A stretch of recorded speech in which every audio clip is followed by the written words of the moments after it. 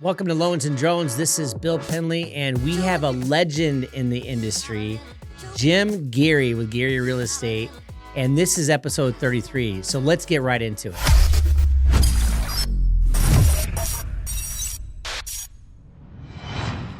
Jim, thank you. How you doing? I'm doing great. How are you doing? Awesome. Thank you for coming on our show. Well, thanks for asking me. It's an honor and a privilege. And I wasn't lying either. Like, you are a legend in the industry. How many years have you been in the business? July 3rd will be 40. 40 years. Seen a lot. Just a little bit, don't you think? Just a Right? little. Well, let's go back in time. It's funny because we just had an episode that we had one of the questions that we asked. We always ask a couple of random questions at the end. And, Right. and we were asking, what would you like to be, would you like to go back in time? And she said, yeah, I would love to actually go back and learn the history. So you were kind of letting her in on that. Let's go back in time. Tell me what it was like when you first got in the industry. Well, it was a lot easier because there wasn't all this technology you had to deal with. There weren't all these different people coming at you from different directions. You didn't have everybody, everybody's got a lead generating service that you need to join because theirs is better than the other guys. Also, there was, it wasn't so complicated and you could get lost still because we didn't have cell phones yet. So I got in the industry before cell phones and before computers. The first real estate computer was output only. So when you took a listing, you had to drive the listing to Wheaton to have the board input it for you. And a lot of times they made mistakes, so some of the stuff that would come out of there. But by the time you saw this listing, it was already 2 weeks old. And you got like a catalog of houses. And how you did your market analysis then was you would go over to the copy machine and put the book on top of the copy machine and take a copy of it and say, this house is similar to yours. That's how you used to do a CMA. It wasn't like, easy computer type stuff. It was just, you'd cut that one out, because you'd have a page full of them. So you'd cut out the one you want and you'd paste it in your little book. And then you'd, would have to write down underneath it, like 3-bedroom, 2-bath, listed for this. Wow. And back in that day, we didn't really go by square footage at all. Really? No, square footage didn't come in until probably mid-90s is when we first started really actually pricing houses per square foot. So 40 years, July 3rd, what is that? 85. 85. The Bears were doing great. You got the Bulls. You got Michael Jordan. Larry Bird, because this is 313. The day we're filming this is 313, and you were 33rd episode. So there you go. There you go. Hitting home. It's the threes. Right. So how I got started with real estate, I virtually fell into the business. I was a general contractor. I was doing a roof, and I was walking up with some shingles, and the ladder kicked out. And I ended up falling on top of the ladder, and the shingles fell on top of me. Oh, my God. So I ended up laying in the driveway in 40-degree weather for about 3 hours, another 3. And and so finally I ended up not being able to work for 3 months. Another 3. There you go. There you go. So a friend of mine that I'd gone to College of DuPage with called me up and said, hey, listen, I'm thinking of taking a real estate class. Why don't you come with me since you're not working? I'm like, all right. So I virtually fell off a ladder and fell into real estate. Wow. You want to hear something funny? Yeah, My first 13 transactions all fell apart. They all fell apart? And not a one of them closed. I was 0 for 13 to begin with. So when you say 13 transactions, what time? 13 offers. Oh, yeah. So 13 offers. Yeah. And how long was that? Was that a couple months or a month? It's like a 3-month period. What's up with the threes? I mean, come on. So 3 months, you got into it. And I started part-time. That's the thing is because, all right, so let me backtrack just a little bit. One day, so I finished college, went to work for the corporate world, the hung in the degree and all that fun stuff. I did that for 6 months. I worked for a drug supply warehouse. And I did inventory and billing and things like that. Yeah. So I was in charge of class 1, class 2, class 3 narcotics, big cage, and you had to, wiggle your way in there kind of a thing. And I just couldn't do it. I couldn't work for anybody else. I mean, I watched what was going on, and it was just a mess. And so I got out of that, and I went to work with my uncle building houses. My father and my uncle got together, bought this piece of land. We split it into 3 lots. We started building 3 houses. Okay. So one day, I'm ankle deep in mud, and we're putting the base plate on a foundation.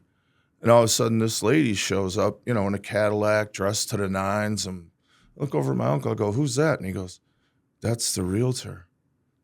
I said, "I want her job."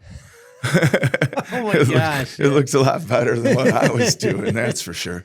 Yeah. So then when my friend mentioned going to real estate, now we're back to that part. Yeah. When he mentioned it, I said, well, yeah, why not? So I passed the state test and I got my license. And I was like, what do I do now? So I just went to the local Century 21. I was through a stroke of luck, I ran into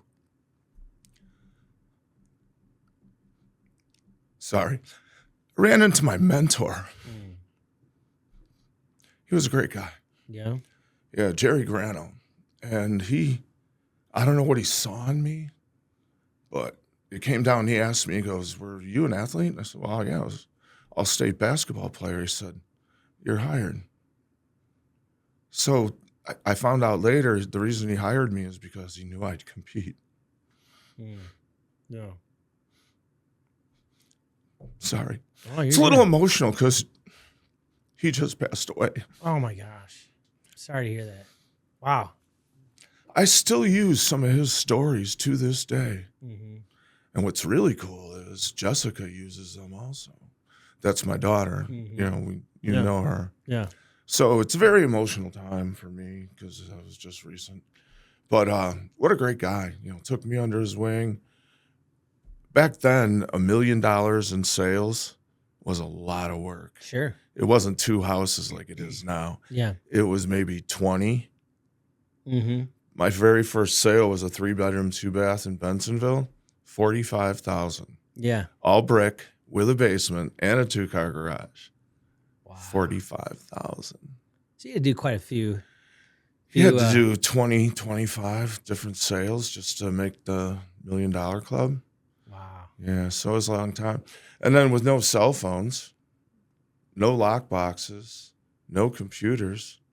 So if you wanted to show 5 houses, you had to go to 5 different offices, pick up the key for each house, and when you were done, you got to drop them all back off. So it was like boards of key checkout, Yeah. Then you'd get there and the key wasn't there. Oh, gosh. So somebody had that key. So now are they at the house or are they driving around also, looking at other houses before that key comes back? Wow. So you had to check it in and check it out by a certain time so everybody else knew when that key would be available. So there wasn't more than one key. Nobody made like a set of keys you would or anything? think there would be several made at the office, but it only seemed like there was always one. Maybe it was I don't know, maybe it's a privacy thing? I don't know. No, protection? Probably, I don't know. Yeah, probably security? More of a security type thing, sure. So that's how showings were done back then. And you would actually have the buyer would actually come to your office and you would put them in your own personal car and drive them to all the showings.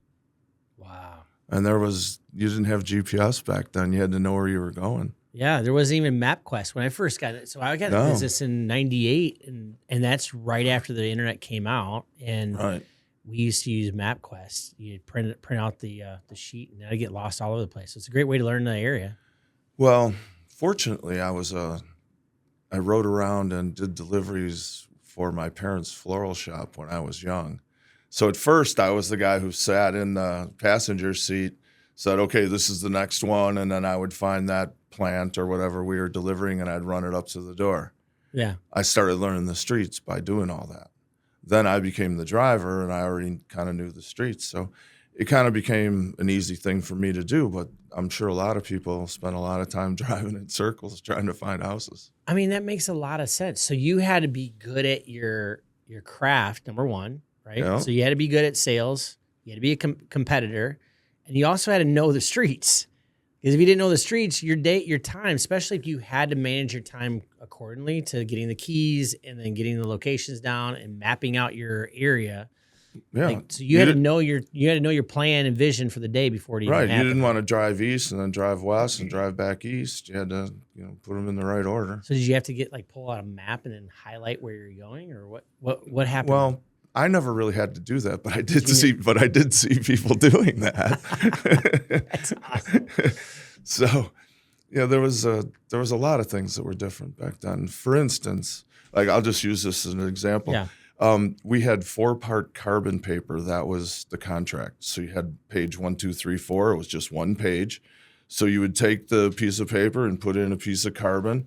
Then you'd take another piece of paper and put in a piece of carbon until you had 4 of them, because you had to have one for the buyer, one for the seller, and one for each realtor to take to an attorney. Right. To take to an attorney. And they still had attorneys back then. Yeah, they started out with real estate attorneys. But I'll tell you what, I was terrible as a salesperson when I first started. Oh, it was awful. You don't seem like it. It was awful. You're a smooth criminal. Well, actually, I was. That's a bad word to use. Just kidding. No, I understand what you're meaning. I wasn't that good. Yeah. And there really wasn't, one thing I will tell you is today's training is far better than anything that we had, because we basically were thrown out on the street and just figured it out. That's how I felt too. Yeah. That's how it was. But for instance, I started out never having even really known what real estate was. Nothing. Okay? Interest rates were 17.5% at the time. I didn't even know that was bad. That's how much I knew about real estate. It's kind of a good thing, right? 40 years later, here I am. Yeah. Yeah, you paid some pretty hefty dues to make it through. I guess earned your stripes, right? I hear you. So 80s interest rates, 17%. And everybody that's listening to this today probably doesn't even know what that even means. But they also they're freaking out at 7.5. Yeah, they're freaking out and they want the 3%, which will never happen again. Probably not. But when you hear that, and then of course you have the response a lot of times. Well, price of homes were lower. But also income levels were lower too. So it doesn't equate. So you have to understand that that's a high rate even back then, even Absolutely. with lower loan amounts. So there was so I just start. I'm the only one writing offers. So that's kind of like why they didn't go. I didn't know what I was doing, so writing the offers, it was great, but didn't get anything. So finally, I got one to stick, and I was like, hallelujah. Yeah. So I took that, and I went from a couple different Century 21s, and I ended up managing a Century 21 in Mount Prospect for almost about 3 years, and I took this guy's business and I tripled it. And he sold it without telling me. And the new people came in with their own manager. So I ended up going back to where I had previously been. Wow. That was fun. Sounds like it. So you said you weren't good at sales, but then you tripled it. How the heck did that happen? Did you learn? You must have learned quickly. Well, first of all, you were an recruited athlete. a bunch of agents. Okay. All right. So that's how it picked up. Okay. And one thing I kind of want to note on, and I'm an athlete too. So you're a basketball player. I was a football player, but I actually was having a conversation earlier that I love basketball. Michael Jordan was like my idol, right? So the athlete mindset in our world is a competitive nature, right? And you can adapt to the weather. So it sounds like that you had that eye of the tiger early on. You saw what you wanted to be. You went after it. You accomplished it. But you said you had a kind of wasn't a good salesperson, but you figured that out, just like what you figured out with basketball. You became successful there. Well, I'm a natural introvert, if you really want to know the truth. Are you serious? You don't seem like it. I have forced myself to be able to do this. And now that I've been doing it for so long, it's more natural now. But at first, it was like, pick up the phone and call them. What if they don't like me? Really? What if they answer and they ask me questions and I don't have the answers? It was really a struggle. So come a long way. Yeah. So you went through. So the first thing you said too was that real estate was easy. You lost 13. You lost 13 deals. So was that like the kind of the icebreaker for you to go, okay, I just don't care. I'm gonna get through this. And Because I think you said that you're an introvert, but it takes a lot of times it takes rejection to kind of get past that breaking point, and then you just go, I don't care anymore. I'm going to go out and hustle. Well, I actually tried to quit. You did? Yeah, and the broker said, you're the only person that's doing anything around here. You can't go anywhere. Really? That's what he told me. Because all the experienced agents, the interest rate was 17.5. They just sat at their desk all day and basically did nothing. Wow. So I was actually doing something. So we were talking a little bit earlier, and like back then you had this, you had something in the real estate industry called floor time. Yeah, right, Okay? right. So basically you would sign up from 9 o'clock in the morning till noon, or, 3-hour shifts. Figure that one out. Yeah. And you would just sit in the office. Basically, we had the listings of all the listings of the office were taped to the window, so people could actually window shop at the real estate office. That's wild. It was unique. It was a unique environment. So one day, and here's how you never judge anybody. So one day, I'm sitting at the office, and somebody else is on floor time.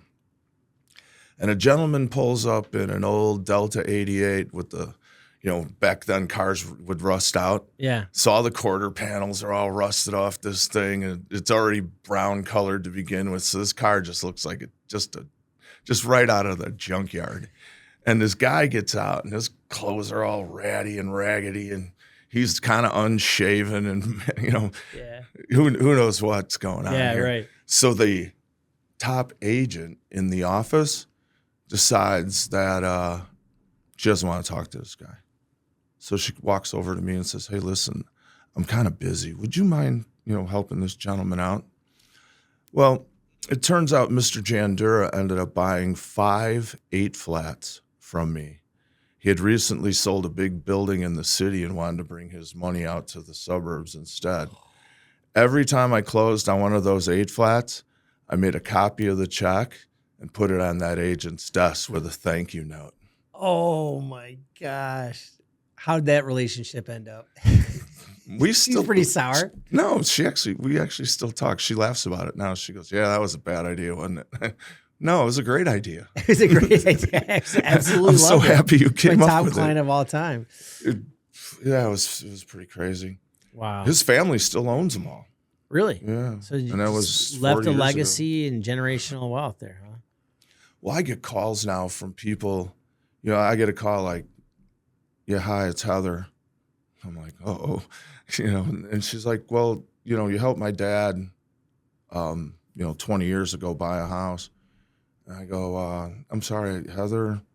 She said, well, it's Heather Vitalero, but I go by Bonarrigo now because I got married.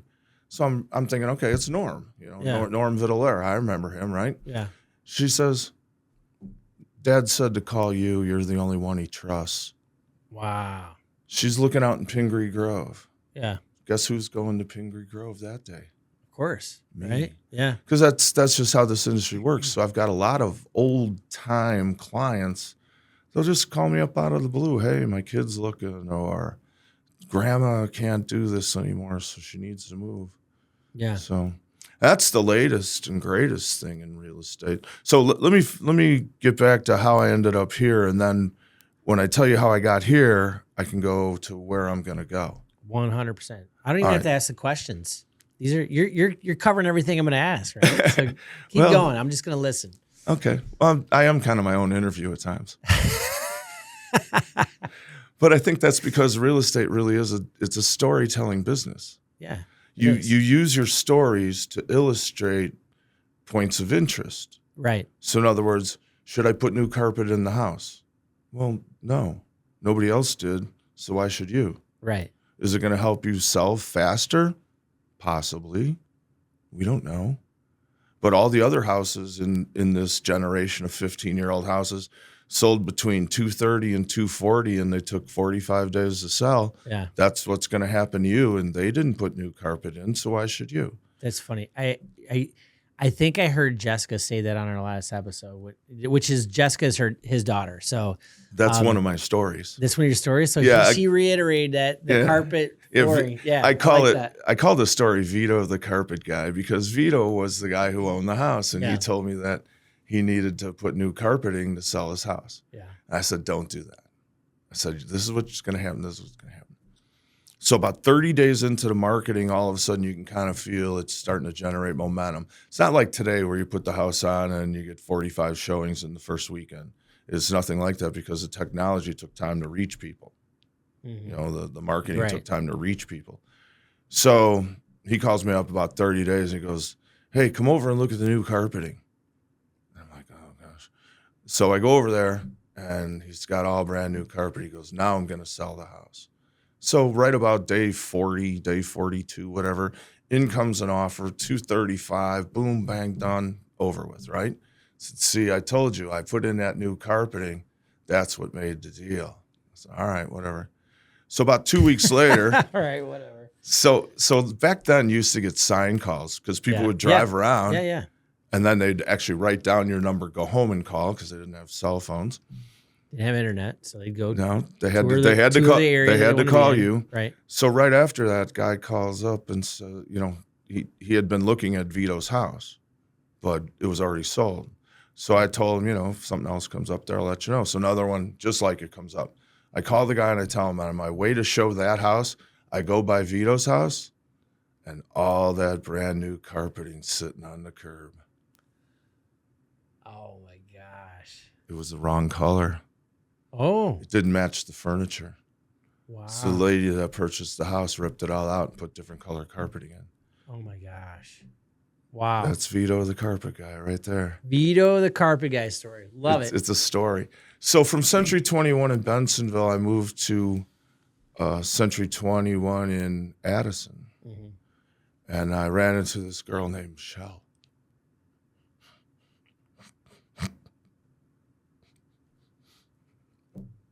Which turned out to be Jesse's mom. Mm. So me and her took off and we started doing stuff together. And she was really good on the phone. And I was really good in person. It was a great match. Mhm. So we left Century 21 office, you know, all kinds of honors and different stuff like that. I've never been like the honor guy, and I'll prove that to you in a second.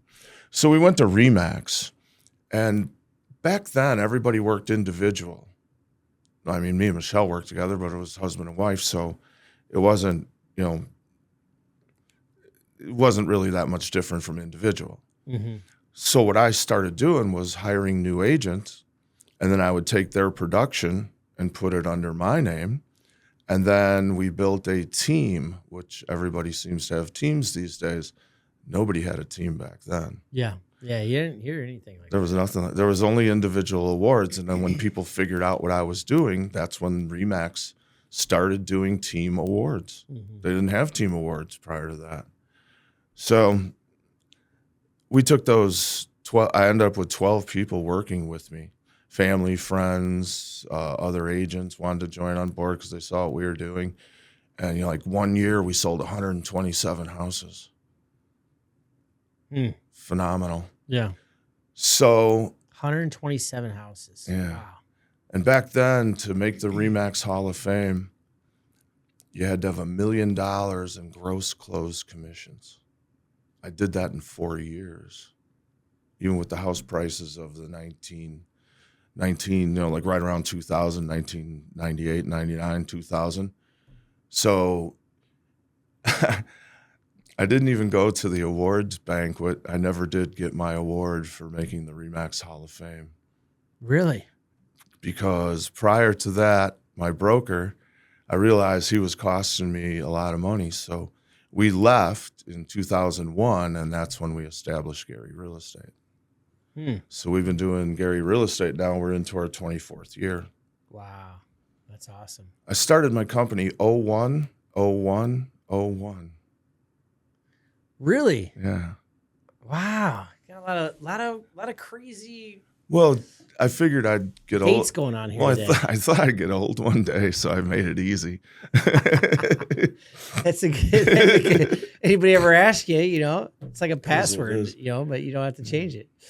So now that kid that didn't even know that 17.5% interest rates was bad has his own company. Hmm. And moving forward, We've sold over 4,000 houses. And if you take into account, I did training for Century 21 for a while when I was recruiting for them. Mm-hmm. So if you take into account the agents that I helped train that are still doing real estate today, and family members, ex-family members, things like that, I'm pretty sure you'll find that I'm responsible for about 10,000 home sales in this area. My goodness. Well, that's what I said when Jessica came in for her interview. Anytime we have a buyer consultation, I go, listen, if you haven't heard the name Garry, in the industry, then you're living under a rock. So it's just, and I always say, like, in today's market, listing agents look at two things. They look at page 13, who's on the deal, and they look at the terms, So like when they see Garry come across the doorstep of the house and the offer, that means something. That's a gold-plated name that's held a lot of weight in the industry for years. It helps. It helps. It's all about reputation. Sure. I've been saying for years, if your reputation gets there 10 minutes before you're in trouble. Why is that? Well, if people know your name and they're like, oh, gosh. It does mean a lot. You mean that guy? Oh, boy. I think people think that, and I used to come in pretty hard-handed with a lot of, whether it be agents or whether it be loan officers or people internally, and that in our industry, it's so small, you don't realize it, but you think it's bigger than what it really is. I mean, your name, it carries a lot. So if you get a bad rap out in the industry, you won't be around very long. No, if people don't want to do business with you, you'll be gone pretty quick because you can't do this on your own. It really is a team. Mm-hmm. Real estate agents are pretty much team players for the most part because we have to be. Yeah. If the other guy's got the listing, well, that's not on your team. What do you do? Well, hopefully he likes the offer you present, or hopefully he knows the quality of the agent he's going to get on the other side, so he doesn't have to work both sides of the deal. I can't even tell you how many times I've had to work both ends. Yeah. Because the other agent just doesn't. 80% of real estate agents are fairly useless. Yeah. So if you got 10 agents in an office, being an office owner, I can tell you what's going on. Usually I have 2 agents that are rock stars. One is a current rock star. One either was a rock star or is headed up to be a rock star. The other 8, 2 deals here, 3 deals there. It's just the way it is. They work with just their family and things like that. Why is that? I mean, is hiring, because here's where I'm at right now, is I'm building like that. Yeah. And I'm very selective on who comes through our doors. But there's people that are now seeing the attraction, just like what you saw. Like, right. People are like, I want to be part of your team. So sure. How do you set a hard boundary there in managing that and keeping the dead weight out of there? Or do you like it? I mean, my brother actually said his best loan officer was like the small $10 million guy that wasn't causing problems, You start to understand the signs. Are you a good person? To be a real estate agent, you have to really have 2 things. You have to have aptitude. You have to be able to understand what you're doing. Yeah. And you have to have attitude. And if your attitude's wrong and you don't have a good sense of humor, because believe me, you're going to take a beating in this industry. It's not easy. If you don't have those things, your odds are really limited. Out of 100 newly licensed agents, 2 of them survived to the second year. So to be around almost 40 years says something. Pretty good. Especially in a competitive commission-only based industry. I don't get a salary. Right. So if I don't have some sold stickers around town, I don't make a living. So our CEO, Bill Cosgrove, says this.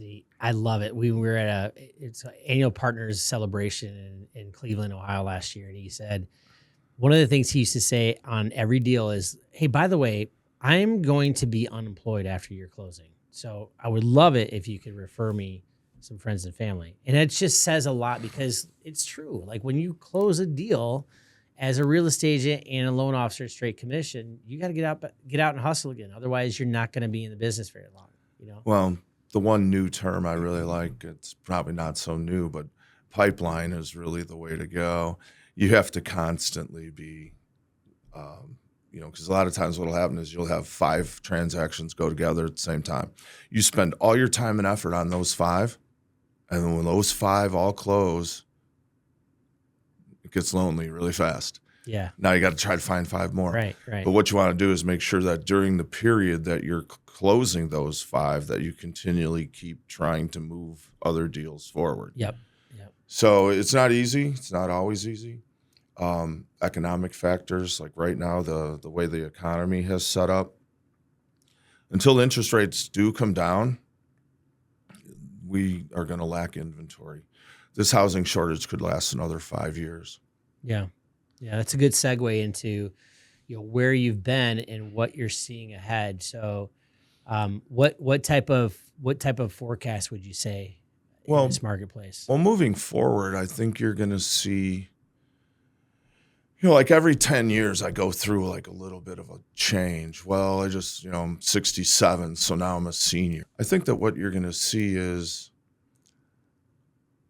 they call it the silver tsunami, whatever you want to call it. Right. 6,000 people a day or more turn 55. And I think you're going to see a lot of real estate. I know this is something that I'm just breaking out today just for you, Bill. Wonderful. Okay? I love it. It's called my triumph and tragedy strategy. Triumph and tragedy strategy. Right. Say that 10 times. Yeah, you can't. I love it. It doesn't work that way. And what it has to do with this right here. Started a new company called Senior Real Estate Services. I don't just walk in and say, I'm going to help you sell your house. I do like downsizing. We'll sell this house. Where do you want to go to? Do you have to transition into residency? Is that you need more care? What is it you're going to need? A lot of these people have 40 years worth of accumulated stuff. What do we do with it? So I've got the answers for it, and that's what I do. So I've become a senior real estate specialist, so that's my new transition is into the senior world. And the triumph part of what I'm trying to tell people is, don't wait and stay in your house too long. Especially like today with the housing shortage, put your house on the market, get as much for it as you can right now. Now you've got your money in the bank, so in case something goes bad, you've banked it. You've got it.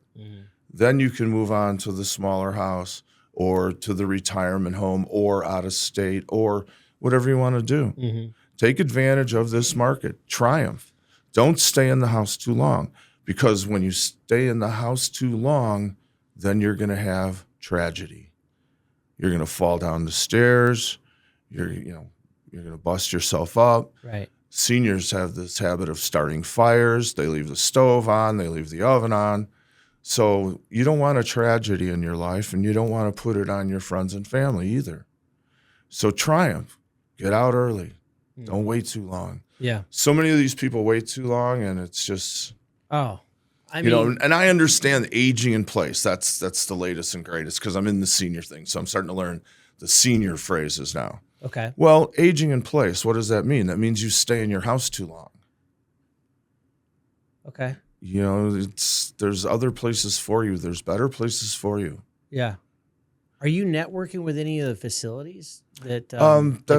That's something we've just now started to do. Yeah, because I mean, now that you're talking about it, it's a great niche, by the way. And I've heard people talk about it, but nobody's really implemented it. So you're ahead of all this. No one knows how to implement it the way I do. Okay? Of course, yeah. Because they'll just say, oh, well, I'll help you sell your house. That's it. Well, they need so much more. Sure. There are so many seniors that are here alone, and their kids live in other states. Well, the kids don't have time to come back here. They've got their kids, and they've got their activities, and they've got their businesses. They don't have time to come back here to help mom and dad, so they hire me to do it. So I do a lot of consultations with the millennial children of the baby boomers that are now aging, and having to need extra type of care. So I do a lot of consultations like that. I mean, It's interesting. Since you're a good talker, it'd almost be great to actually take this into a coaching platform of how to educate, or maybe an educational. So instead of like a first-time homebuyer education, senior citizen education platform, and then you have all these. It's kind of like you're a wedding planner, but you're an estate planner to a degree with real estate.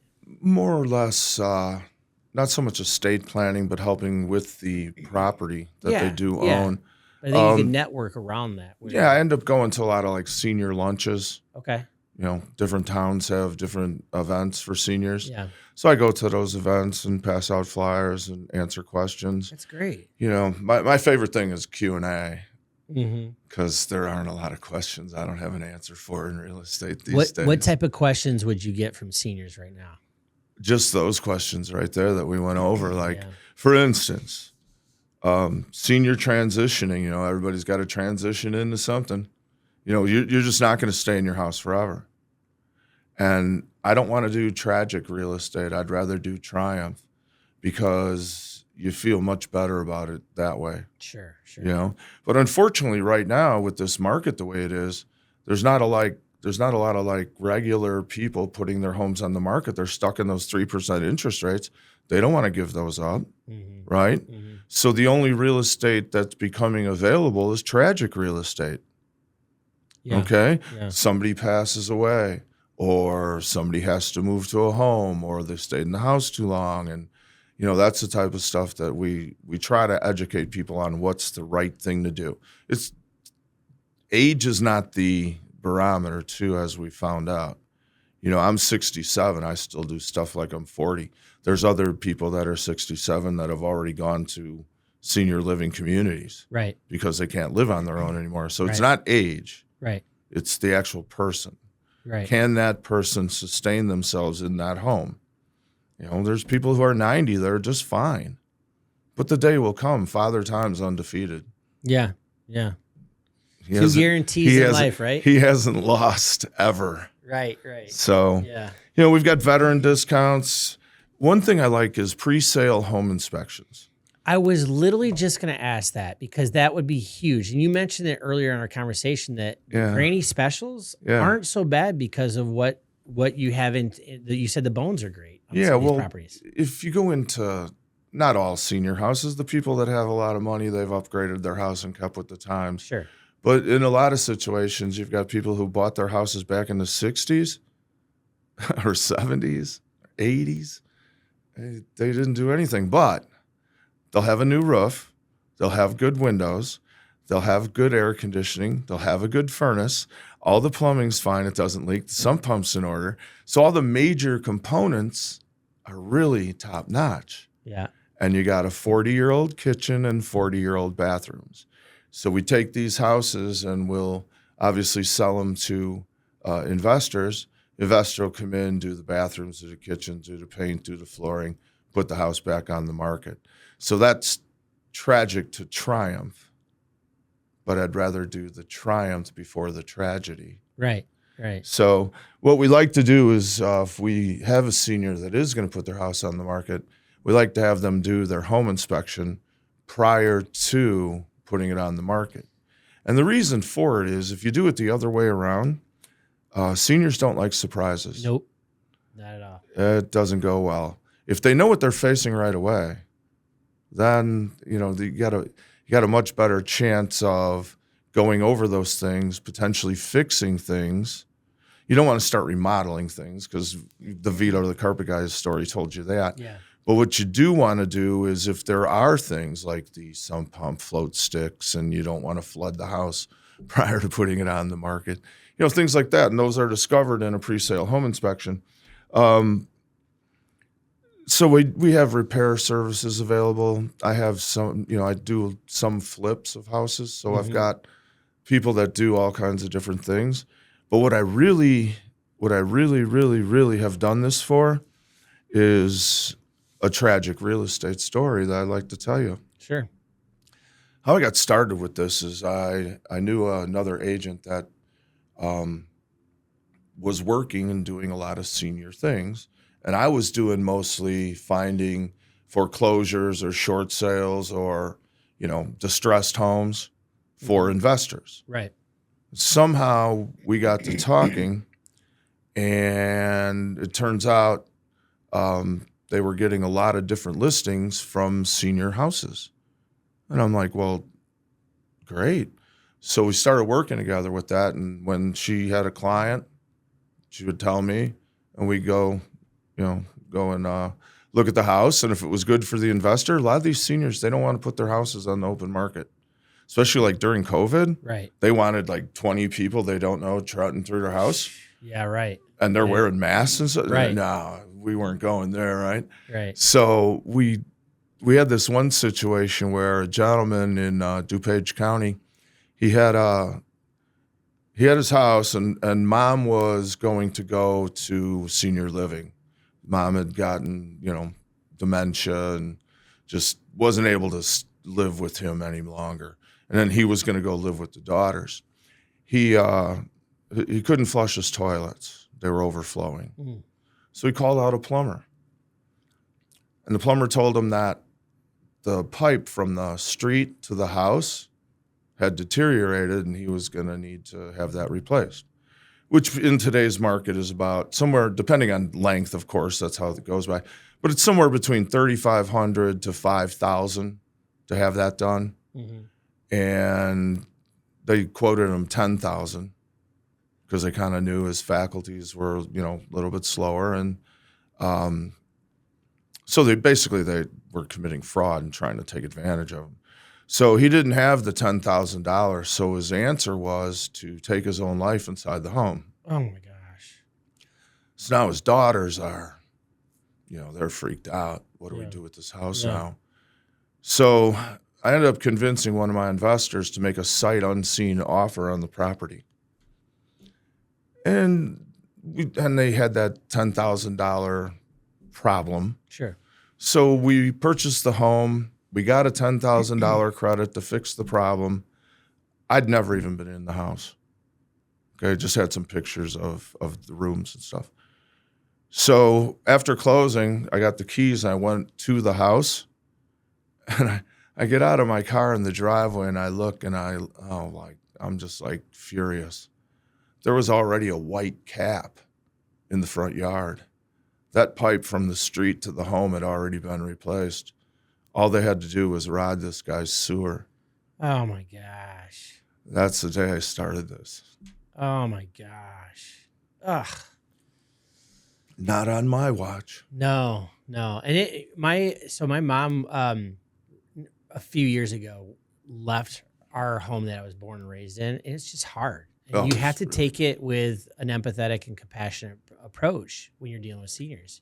They're going to move on their time, and it's hard. It's not easy, and you have to So with my mom, I knew how to handle her because I know my mom's personality. If I could scare her a little bit and say, you don't want to be tripping down the stairs because you got to go 3 flights down in order to do your laundry, right? Right. And she was having hip problems, so there's one of those things where it scared her into moving into the right direction. But you have to have it's almost like you have to have a psychology degree to kind of work with them. And you, after so many years of being in the industry, you know how to handle that. It's very unique. Mm-hmm. Not everyone can do it because you really have to have a lot of patience. Yeah, that's the biggest thing with seniors. Yeah. I deal with them all the time. You're not going to be able to click a button and say, "Can you e-sign this?" You have to physically go take the documents. That's true. DocuSign was not a thing back then, was it? Right. Yeah, right. And this kind of goes back to the carbon paper. You wish you had the carbon paper stuff that you had. Well, if you needed right? an initial, an initial, you had to go find someone. Oh my gosh! Wow. Couldn't send it on email. What was that?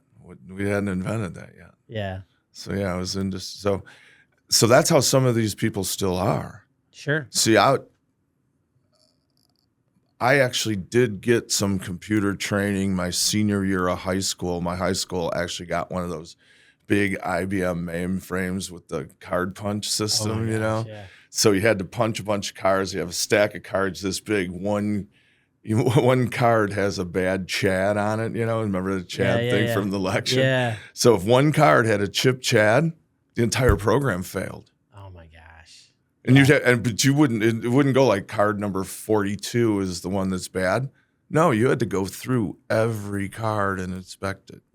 Wow. To find out what was wrong. So I did get a little computer training, and then business management at Northern. So well, you said kind this of where this earlier, came too, from. Nothing like in we were talking about AI, just making some jokes about it. Oh yeah. Nothing is going to replace the human interaction with real estate, and you have to be able to. I could only see that type of thing happening in one segment of real estate, and that would be new construction.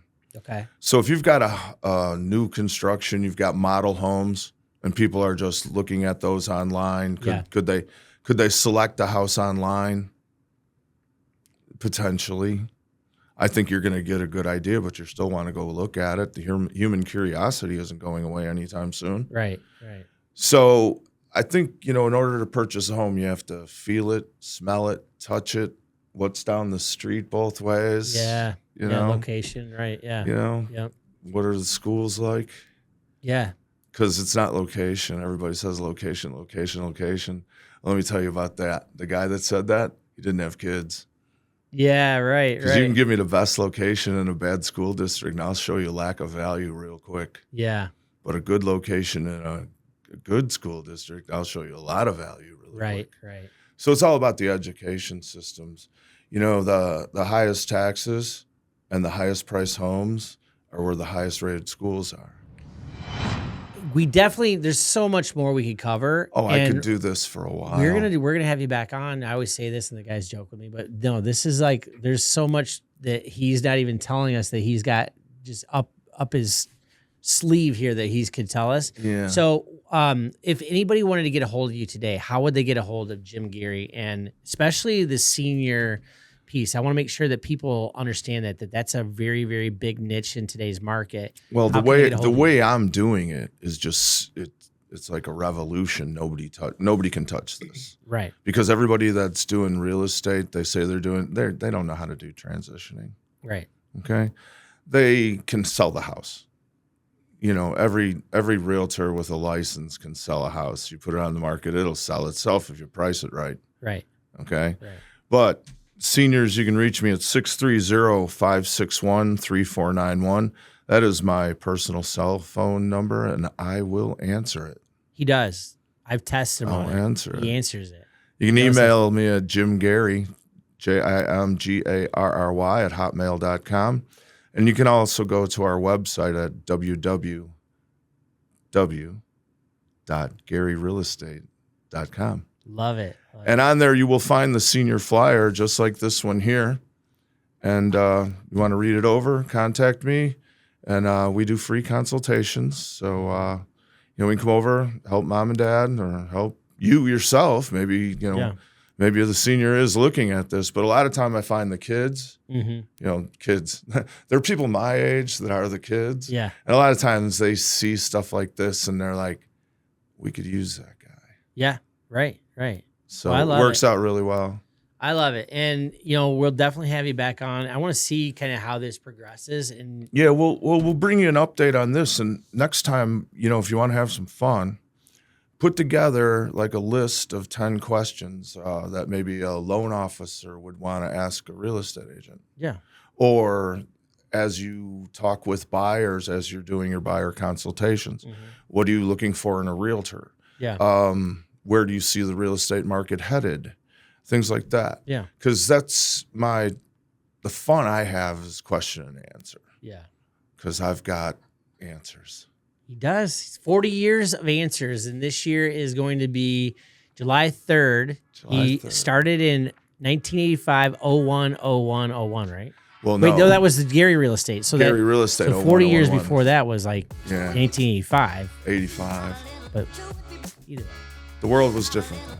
The world was different, and he knows how to adapt, and I love how you're pointing this out. So we'll see you on the next episode of Loans and Drones, and we're definitely going to have Jim back. And, take care. Thank you today, Bill. Appreciate it. Yeah. All right.